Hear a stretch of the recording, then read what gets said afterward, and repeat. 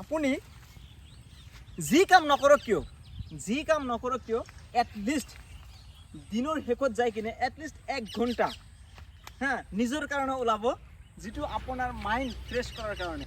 Hello' guys, finally ফুৰিবলৈ আহিলোঁ আমি এখন ধুনীয়া এখন ঠাইৰ মাজত, য'ত চব চাৰিওফালে আমাৰ চাহ বাগান, চাহ। অকণমান শান্তি বিচাৰি আহিলোঁ ইয়াতে। এইফালে যাওঁ অকণমান, কিমান ধুনীয়া এখন ঠাই চাওক। হেল্ল' গাইজ, ফাইনেলি আজি আহিছোঁ চাওক, কিমান ধুনীয়া এখন নেচাৰৰ মাজত ফুৰিবলৈ আহিছোঁ আমি দুজন। আবেলি সময়ত কৰ্মব্যস্ততাৰ মাজতো আমি আজি ফুৰিবলৈ আহিছোঁ দুজন মিলি কিনে অকণমান নেচাৰত। চাওক, আপুনি যি কাম নকৰক কিয় এটলিষ্ট দিনৰ শেষত যাই কিনে এটলিষ্ট 1 ঘণ্টা নিজৰ কাৰণে ওলাব, যিটো আপোনাৰ মাইণ্ড ফ্ৰেছ কৰাৰ কাৰণে।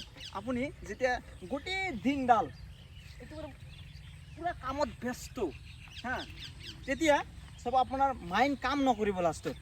চ' দিনৰ শেষত এটলিষ্ট নিজৰ কাৰণে, নিজৰ শৰীৰৰ কাৰণে, নিজৰ স্বাস্থ্যৰ কাৰণে, নিজৰ ব্ৰেইনৰ কাৰণে এটলিষ্ট 1 ঘণ্টা ওলাব, য'ত আপুনি এনেকৈ নেচাৰৰ মাজত যাই কিনে নিজক অকণমান নিজৰ ফিলিংছটো, নিজৰ যিখিনি শৰীৰৰ ভাগৰ থাকে গোটেই দিনডাল কাম কৰি কিনে, সেই ভাগৰটো যাতে শেষ হৈ যায় সেনেকৈ টাইম অকণমান ওলাব নিজৰ কাৰণে।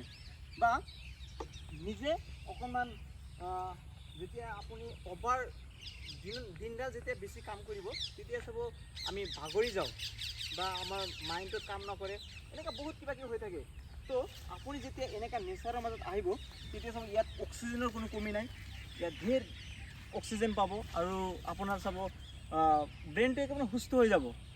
গোটেই দিনডাল যি কাম কৰিছে, যিমান কষ্ট নকৰক কিয়, যেতিয়া আপুনি এনেকুৱা এখন নেচাৰৰ মাজত ফুৰিবলৈ আহিব না, তেতিয়া চাব এই গোটেই দিনডাল যি কাম কৰিছে চব কামৰ কথা পাহৰি যাব, আকৌ আপোনাৰ ব্ৰেইনটো আকৌ ভালদৰে কাম কৰিব তেতিয়া। চ' অকণমান নিজৰ কাৰণে বাচক। দিনডালটো ফেমিলিৰ কাৰণে বা যি আপুনি যদি জব কৰে সেইটোৰ কাৰণে, চৰকাৰৰ কাৰণে, বেলেগ যোনে যি কাম কৰে সেইটোৰ কাৰণে কৰে, কিন্তু এটলিষ্ট দিন শেষত যাই কিনে নিজৰ কাৰণে অকণমান টাইম ওলাব, যিটো আপোনাক গ্ৰ'থ, আপোনাৰ ব্ৰেইন গ্ৰ'থ কৰাৰ কাৰণে কাম দিব। Thank U. কিয় এটলিষ্ট আবেলি সময়ত অকণমান সময় ওলাই কিনে, নিজৰ কাৰণে সময় অকণমান ওলাই কিনে অকণমান এনেকুৱা নেচাৰত ফুৰিবলৈ আহিব, তেতিয়া চাব আপোনাৰ মাইণ্ড বহুত ফ্ৰেছ হ'ব। আপোনাৰ যদি কিবা এক্সট্ৰা টেনশ্যন থাকে বা কিবাকিবি থাকে, দিনত যিমান কাম কৰি থাকে, সেই কামৰ যিমান প্ৰেছাৰ থাকে, আপুনি যেতিয়া এই এনেকুৱা এখন নেচাৰৰ মাজত যেতিয়া আহি যাব, তেতিয়া চাব আপোনাৰ সেই গোটেই দিনডাল কাম যিমান কষ্ট কৰিছে, সেই চব কষ্ট পাহৰি যাব আপুনি।